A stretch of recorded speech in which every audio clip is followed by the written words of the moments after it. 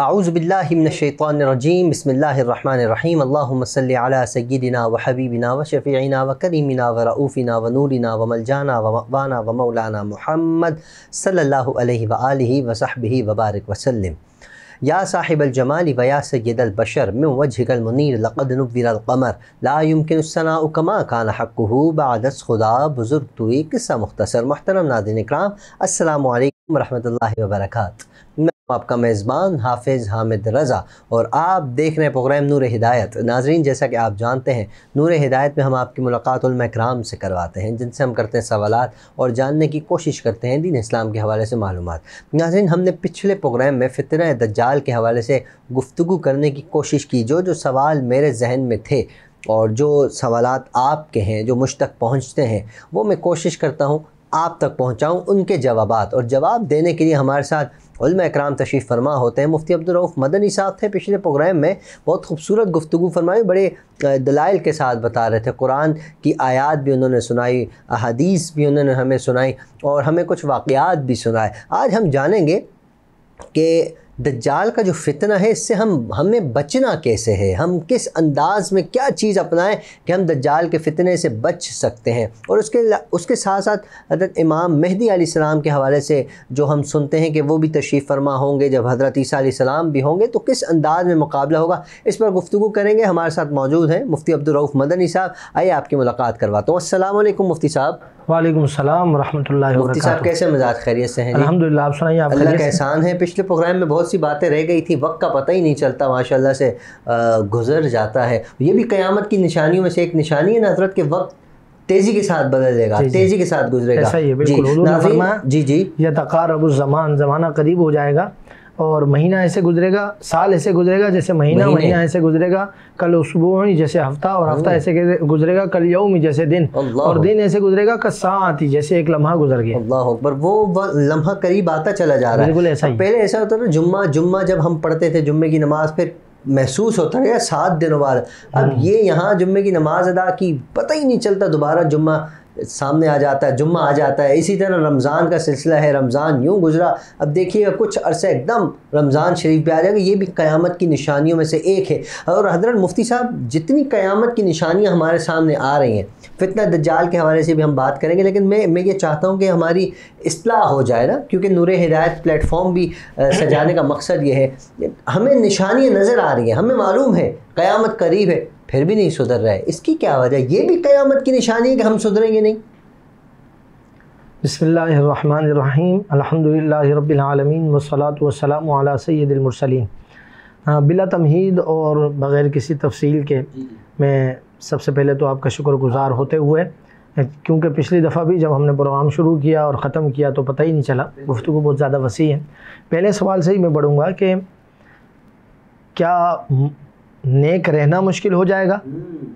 نیک رہنا مشکل ہو جائے گا، تو اس کا بھی حضور صلی اللہ علیہ وسلم نے ارشاد فرمایا کہ اس دور سے پناہ مانگو، اس دور میں مومن یا ایمان پر قائم رہنا ایسے ہی ہوگا کل جمر کے الفاظ موجود ہیں، فرمایا جس طرح ہتھیلی میں انگارہ لینا مشکل ہے نا، اسی طرح ایمان پر قائم دائم رہنا اس دور میں مشکل ہوگا۔ جب رسول اللہ صلی اللہ علیہ وسلم صحابہ کرام کے درمیان موجود تھے تو نبی کریم رؤوف الرحیم صلی اللہ علیہ وسلم نے اپنے صحابہ سے پوچھا، اے میرے صحابہ، تمہیں پتہ ہے کس کا ایمان تعجب والا ہے؟ تو صحابہ کرام نے عرض کی، یا رسول اللہ، اللہ و رسولہ عالم، اللہ اور اس کے رسول زیادہ جانتے ہیں، مگر ہمیں لگتا ہے کہ انبیاء کا ایمان تعجب والا ہے، انبیاء کے ایمان پر تعجب کیا جا سکتا ہے۔ تو رسول اللہ صلی اللہ علیہ وسلم نے ارشاد فرمایا، اے میرے صحابہ، انبیاء تو رب کے مقرب ہیں، انبیاء تو رب کے چنیدہ ہیں، منتخب کردہ ہیں، ان کے ایمان پر کیوں تعجب ہوگا؟ وہ ان کے لیے تو کوئی وہ تو رب کے مقرب ہیں، وہ تو حقیقتوں کو جانتے ہیں، وہ تو ساری معرفتوں سے واقف ہیں، ان کا ایمان کیوں تعجب والا ہوگا؟ فرمایا، یا رسول اللہ، پھر ہمارا ایمان تعجب والا ہوگا، ہمارا اچھا ایمان ہے، ہم پر تعجب کیا جائے؟ حضور نے فرمایا، میرے صحابہ، تم پر بھی کیوں تعجب کیا جائے؟ تمہارے درمیان تو میں موجود ہوں، تم تو گویا کہ تم تو نبی کا نور دیکھ رہے ہو، تم ایمان نہیں لاؤ گے تو پھر کرو گے کیا؟ ایمان تو لانا ہے ہی ہے۔ تو پھر صحابہ نے عرض کی، یا رسول اللہ، پھر کس کا ایمان تعجب والا ہے؟ حضور نے فرمایا، اس کا ایمان تعجب والا ہے کہ جس نے مجھے دیکھا نہیں ہے، جس نے مجھے سنا نہیں ہے، گویا کہ جس نے نہ دیکھا ہے نہ سنا ہے، پھر بھی یود احدہم ان میں سے ہر شخص یہ چاہتا ہے لو رعانی بمالہ و اہلہ، ہر شخص یہ چاہتا ہے کہ اس کا مال بھی لے لیا جائے، اس کا اہل بھی لے لیا جائے، مگر ایک دفعہ دیدار مصطفیٰ کرا دیا جائے۔ حضور نے فرمایا، پھر حضور نے اسی دور کی بات کرتے ہوئے ارشاد فرمایا میرے صحابہ، آج کے دور میں جو اسلام کے 10ویں کو چھوڑ دیتا ہے، جو 10ویں کو چھوڑ دیتا ہے وہ بھی بندہ مومن کامل نہیں ہے، اور اس دور میں جو 10ویں پہ عمل کر لیتا ہے وہ بھی بندہ کامل ہے۔ اس دور میں جو 10ویں پر عمل کر لیتا ہے وہ بندہ مومن کامل ہے، اور آج کے دور میں جو 10ویں حصے کو چھوڑ کے 9 حصوں پر عمل کرتا ہے وہ بھی کامل مومن نہیں ہے۔ تو یہ دور آ جائے گا۔ اچھا، اب کیوں یہ فتنے اتنے زیادہ ہوں گے؟ ظاہر سی بات ہے، جب ایمان کمزور ہو جائے گا، اہل ایمان کم رہ جائیں گے۔ یہ بالکل صحیح ہے، امام مہدی کے حوالے سے آپ نے بات کی، اس پہ کریں گے کہ امام مہدی رضی اللہ تعالیٰ عنہ کا ظہور مکہ میں ہوگا، مکہ میں آپ کا ظہور ہوگا، اور اس وقت سارے ابدال دنیا بھر کے جو ہوں گے تقریباً احادیث کی روشنی میں حضور نے ارشاد فرمایا سارے مکہ میں جمع ہو چکے ہوں گے، اور وہاں غیبی آواز آئے گی حضرت امام مہدی کی، تو پھر پہچان ہوگی، تو دنیا بھر سے ایمان کمزور ہو چکا ہوگا۔ اس کا کیا مطلب ہے؟ اگر ہم احادیث پر غور کریں ڈیپلی تو مومن ہوں گے حامد بھائی، نام کے ہوں گے۔ جیسے آج کل ہے نا، یہ بندہ مسلمان ہے، کیسا مسلمان ہے؟ 50 سال ہو گئے، چہرے پہ داڑھی بھی ہے، سر پہ ٹوپی بھی ہے، مسجد بھی جاتا ہے، لیکن اس کو نماز پڑھنا نہیں آتی، اسے قرآن پڑھنا نہیں آتا۔ جسے قرآن ناظرہ نہیں پڑھنا آتا وہ دین کے بارے میں باقی کیا جانتا ہوگا؟ حضرت ایک سوال ذہن میں آ گیا، معصومانہ سوال، اگر آپ مناسب سمجھیں تو جواب دے دیجیے گا کہ یہ جو حضرت امام مہدی علیہ السلام کا ظہور مکہ شریف میں ہوگا، تو کہ جیسے ابھی فرقہ واریت ہے، فرقے کا سلسلہ ہے، کیا ان کے آنے سے پہلے فرقہ واریت سب ختم ہو جائے گی یا وہ بھی کسی فرقے میں آ کر شامل ہو جائیں گے؟ بات یہ ہے نا کہ اس وقت دنیا بھر میں مومنین ہوں گے ہی نہیں، نہ ہونے کے برابر ہوں گے، مومنین ہوں گے ہی نہیں، نہ ہونے کے برابر ہوں گے، اور جو ہوں گے وہ کمزور ہوں گے۔ کمزور کا مطلب یہی ہے کسی فرقے میں مبتلا ہوں گے، کسی کے فتنوں میں مبتلا ہوں گے، کسی کی سوشل میڈیا کا شکار ہوں گے، کسی کی شخصیت پرستی کا شکار ہوں گے، مختلف انداز ہوں گے۔ جیسے ہم آج دیکھ رہے ہیں، ہر شخص کا اپنا ہی مزاج ہے، ہر شخص کی اپنی ایک دنیا ہے، گویا لوگوں نے عقل کو اپنا سب کچھ مان لیا ہے، عقل کی پیروی کرتے ہیں، جو جس کی عقل میں آئے اس کو مان لیتے ہیں، دلائل پر غور نہیں کرتے، اس پر توجہ نہیں کرتے۔ اس وجہ سے جو ہے اس وقت فرقہ واریت تو چھوٹی چیز رہ گئی، فرقہ واریت سے لوگ آگے نکل چکے ہوں گے، پتہ نہیں کیا کیا فتنے آ چکے ہوں گے۔ ایک اشارہ آپ کو دوں، رسول اللہ صلی اللہ علیہ وسلم کی حدیث مبارکہ ہے مشکات شریف کی، مشکات شریف میں حضور صلی اللہ علیہ وسلم نے ارشاد فرمایا، اے میرے صحابہ، یہ گویا کہ یہ دور اتنا ترقی کرے گا، ٹیکنالوجی اتنا ترقی کرے گی، لوگ یہاں تک چلے جائیں گے کہ آسمان کو کس نے پیدا کیا اور کیسے پیدا کیا، یعنی آسمان کی تخلیق پر، آسمان کی کریشن پر بھی لوگوں کی دسترس ہو جائے گی۔ آج تو چاند کے ساتھ مریخ کی ابھی صرف باتیں ہو رہی ہیں نا حامد بھائی، ابھی ترقی صرف اتنی ہوئی ہے کہ مریخ کی باتیں ہو رہی ہیں کہ مریخ ایسا ہے، ویسا ہے، اس طرح چل رہا ہے، اس تک جایا جا سکتا ہے، اس تک پہنچ ہو سکتی ہے۔ تو مریخ تو یہ کھڑا ہے، ہزاروں سیارے ہیں، اس کے بعد جا کر آسمان ہے، لیکن حضور نے فرمایا آسمان کی وہ جان لیں گے کیسے بنا اور کس نے بنایا۔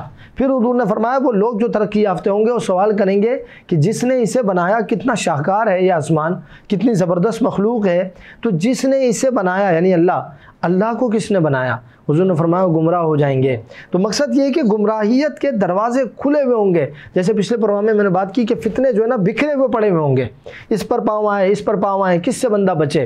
تو اس لیے بڑا مشکل ہو جائے گا، وہ دور بڑا خطرناک ہوگا۔ قیامت کے قریب جب ہوگا تو لوگ آسمان تک پہنچ جائیں گے، آسمان کی کیفیت تک جان لیں گے، حدیث مبارکہ کی روح تک۔ پھر فرمایا جب لوگ کہیں گے اتنا عظیم شاہکار آسمان رب نے جب بنایا ہے تو پھر اس کو بنانے والے کو کس نے بنایا ہے؟ دوران دجال بھی آ جائے گا، وہ پھر بات کی باتیں ہیں۔ اس سے پہلے حضور نے فرمایا علم اٹھا لیا جائے گا، یہ بھی تو دیکھیں نا، علم اٹھا لیا جائے گا، پھر کیا کریں گے؟ فرمایا لوگ جو ہے جہال کو اپنا سید بنا لیں گے، جاہلوں کو اپنا امام بنا لیں گے، جاہلوں کو اپنا امیر بنا لیں گے، جاہلوں کو اپنا پیر بنا لیں گے۔ وہ دور تو ابھی چل رہا ہے حضرت، دیکھیں نا، تو جاہلوں کو اپنا پیر، اپنا امام، اپنا استاد بنا لیں گے، پھر کیا ہوگا؟ حضور نے فرمایا فضلوا واضلوا، وہ خود بھی گمراہ ہوں گے اور ان کو گمراہ کریں گے، لیکن چونکہ وہ اندھے ہوں گے، جاہل ہوں گے، انہیں سمجھ نہیں آ رہی ہوگی، وہ جاہل امام کے پیچھے چلتے چلے جائیں گے۔ ایک تو یہ، دوسرا زنا عام ہو جائے گا۔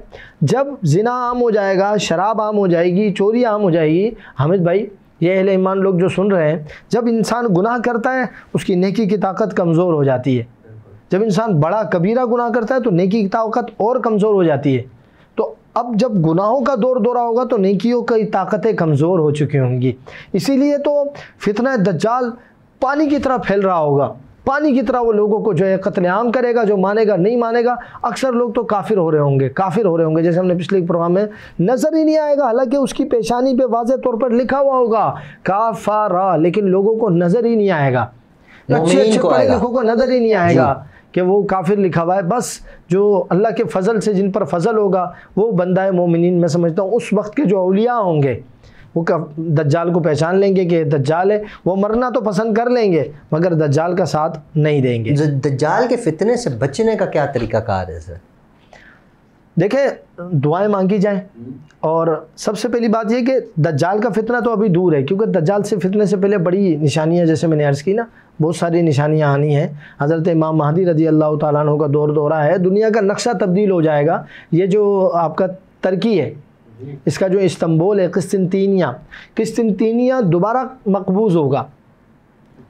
حدیث سے یہ ملتا ہے کہ حضرت امام مہدی اس کو فتح کریں گے، حالانکہ ابھی تو مسلمانوں کے قبضے میں، تو یہ دوبارہ مقبوض ہوگا۔ ابھی دجال کے آنے تک تو دور ہے، لیکن آج کے دور کے فتنے ہیں، بچنے کے لیے حضور ہی ہمیں جو ہے سامان دے کر چلے گئے۔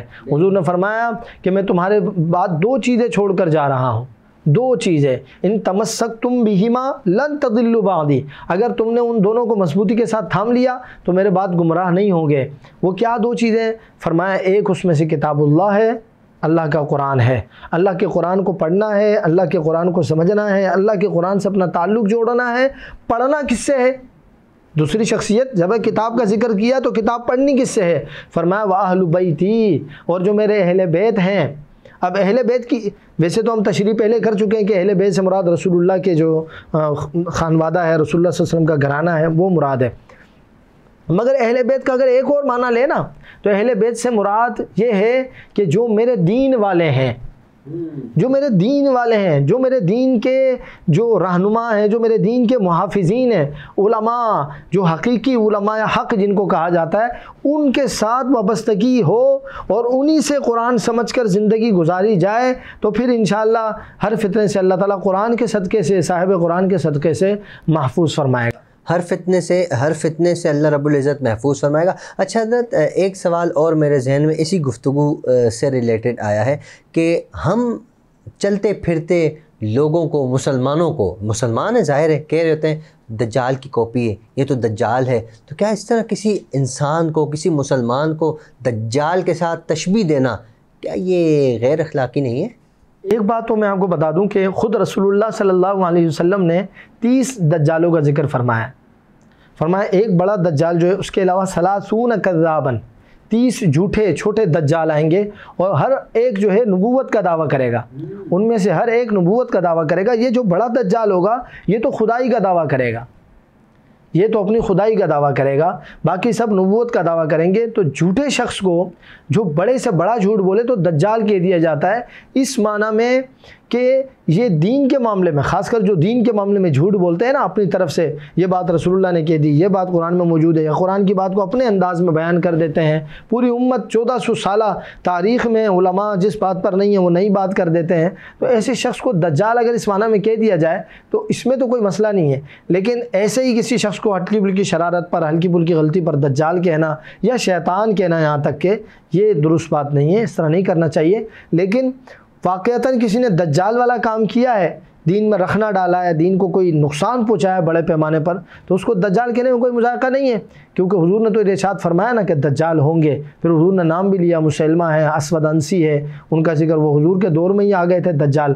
تو چھوٹے دجال تو ہوں گے، ایک بڑا دجال جو ہوگا یہ کانا دجال ہوگا۔ اچھا حضرت، ایک یہ جو کہا جاتا ہے کہ اس کی درمیان میں ایک بڑی آنکھ ہوگی، اور یہ جو آج کل میڈیا کے اندر اکثر دکھایا جاتا ہے، جب نیوز بریک وغیرہ کا سلسلہ ہوتا ہے تو ایک آنکھ آ رہی ہوتی ہے، بھائی بڑی لمبی سی آنکھ، بڑی اندر تک لے کر جاتے ہیں، تو ہمارے بہت سے لوگ کہتے ہیں کہ یہ بھی دجال کی تشبیہ ہے، یہ بھی مطلب کہ دجال کا دورہ ہے، جس کی وجہ سے یہ لفظ لوگوں نے کانا سنا ہے نا، کانا کہ وہ کانا ہوگا، ایک آنکھ والا ہوگا۔ وہ ایک آنکھ والا یوں ہوگا، اس کی ایک آنکھ خراب ہوگی، وہ اعور، وہ ایک آنکھ اس کی خراب ہوگی، 2 آنکھ والا یہ نہیں ہوگا کہ وہ ایک آنکھ والا ہے۔ ایک آنکھ والا ہوگا تو پھر تو لوگ اس کے فتنے میں مبتلا ہی نہیں ہوں گے، وہ شکل میں ہی مختلف ہوگا، جس کی آپ ایک آنکھ بیچ میں تصور کرو گے تو وہ شکل میں ہی مختلف ہوگا۔ حضور نے ارشاد فرمایا وَهُوَ أَعْوَرُ، حضور کی احادیث میں غالباً جو بخاری شریف کی شرح ہے اس کے تحت لکھا ہوا ہے کہ وَهُوَ أَعْوَرُ، وہ کانا ہوگا، اور عین الشمالی، اس کی جو ایک طرف کی آنکھ ہوگی اس کے اندر ظفرۃ غلیظۃ، بڑی بیماری ہوگی، ایک آنکھ میں گندی بیماری ہوگی، یعنی یہ عیب ہوگا، اس کا عیب ہوگا۔ اللہ رب العالمین اپنے ولیوں کو بھی عیوب سے محفوظ فرماتا ہے، چہ جائے کہ کوئی شخص نبوت کا دعویٰ کرے اور اس کو عیب ہو تو عیب سے اللہ پاک رکھتا ہے۔ اس کے چہرے پر یہ واضح عیب ہوگا، ایک تو وہ کانا ہونا اس کا عیب ہے، دوسرا اس کا بڑا عیب یہ کہ اس کی پیشانی میں کافارہ لکھا ہوا ہوگا۔ تو اس طرح کا کانا نہیں ہوگا کہ اس کی ایک آنکھ، بلکہ اس طرح ہوگا اس کی ایک آنکھ ہوگی، دوسری آنکھ خراب ہوگی، اور اس میں بڑی بھاری بیماری ہوگی، ظفرۃ غلیظۃ، بھاری بیماری اس کی آنکھ کے اندر موجود ہوگی، لیکن وہ شعبدے بازی خوب کرے گا، بچے زندہ کرے گا، مردے جلائے گا، اور جو ہے زمین سے پانی نکالے گا، آسمان سے پانی برسائے گا، اور زمین کی کھیتی باڑی، کھیت کھلیان ہریالیاں کر دے گا، گرمی کو ٹھنڈک، ٹھنڈک کو گرمی میں تبدیل کرے گا۔ لیکن کیا ہوگا، جیسے ہی وہ وہاں سے گزرے گا تو پیچھے پھر لوگوں کے پاس کچھ بھی نہیں ہوگا، کچھ بھی نہیں ہوگا۔ لیکن جو اس کو حق مانے گا وہ جہنم کا حقدار ٹھہرے گا، جو اس کو غلط مانے گا وہ داخل جنت ہوگا۔ اس دور میں بھی اگر کوئی اتنا کامل ایمان والا ہے تو یقیناً یہ اللہ کا فضل ہی ہوگا، ہوں گے شک کامل ایمان والے، لیکن اللہ کے فضل سے ہی جو ہے وہ کامل ایمان والے ہوں گے۔ اللہ جس پر فضل فرمائے گا، جیسے وہ پچھلے پروگرام میں ہم نے عرض کی نا کہ مومن جو ہوگا یعلم الکتابۃ ام لا یعلم، کہ وہ کتابت کو یعنی لکھت کو لکھنا پڑھنا جانتا ہو یا نہ جانتا ہو۔ دیکھو ایک بورڈ پہ ایک لفظ لکھا ہوا ہے کافر، جب کسی شخص کو پڑھنا ہی نہیں آتا، وہ چٹا جاہل ہے، تو اس کو کیا پتا کیا لکھا ہوا ہے؟ تو فرمایا حضور نے کہ مومن اس کو پہچان لے گا، اپنی فراست مومن سے وہ پہچان لے گا کہ یہ دجال ہے، اس کے پیشانی پہ کافارہ لکھا ہوا ہے، کافارہ لکھا ہوا ہے۔ لیکن جو کامل مومن نہیں ہوگا یا گناہگار یا کافر ہوگا اسے وہ نظر نہیں آئے گا، وہ اگرچہ کتابت جانتا بھی ہو اسے نظر نہیں آئے گا، اور بندہ مومن نہ بھی جانتا ہو لکھنا پڑھنا وہ پڑھ لے گا کہ یہ کافارہ لکھا ہوا ہے۔ اللہ تعالیٰ ہمیں، میں دعا کرتا ہوں کہ اللہ تعالیٰ ہم سب کو اس فتنہ دجال سے محفوظ فرمائے، اس دور میں جتنے فتنے ہیں ان سارے فتنوں سے اللہ محفوظ فرمائے، ایمان پر استقامت نصیب فرمائے، ایمان کی زندگی اور ایمان ہی پر خاتمہ نصیب فرمائے۔ اللہم آمین۔ مفتی صاحب بہت بہت شکریہ، آپ نے بہت خوبصورت انداز میں آج بھی فتنہ دجال کے حوالے سے آپ نے روشنی ڈالی۔ اللہ کریم آپ کو سلامتیاں نصیب فرمائے۔ ناظرین، ہمیشہ کی طرح پروگرام کا وقت اختتام کی جانب آپ سے گزارش ہے، فتنہ دجال سے بچنے کے لیے بھی دعا کرتے رہیں، ہمارے لیے بھی دعا کریں، اپنا، اپنے اہل و عیال، اپنے پڑوسی، اپنے رشتہ دار سب کا خیال رکھیں، اور ہمیں اپنی دعاؤں میں یاد رکھیے۔ السلام علیکم ورحمۃ اللہ وبرکاتہ۔